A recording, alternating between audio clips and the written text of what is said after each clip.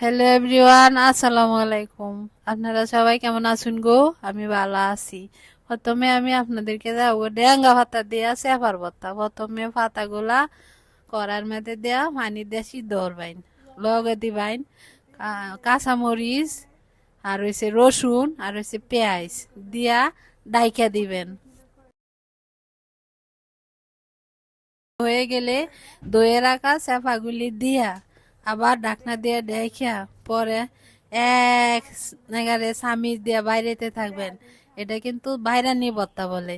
আপনারা বাইরে কারোর সাথে ঝগড়া লাগলে যদি না পারেন, বাসায় আইসা এই ভর্তাটা বানাইবেন।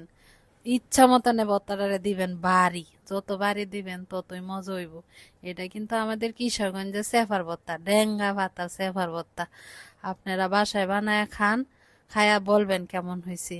আমার এই ভিডিওটা দেখে বাসায় ট্রাই করে দেখেন। আমি কিন্তু কিশোরগঞ্জের সেফার ভর্তা বানাইছি, বুঝছেন নি আপুরা ভাইয়ারা।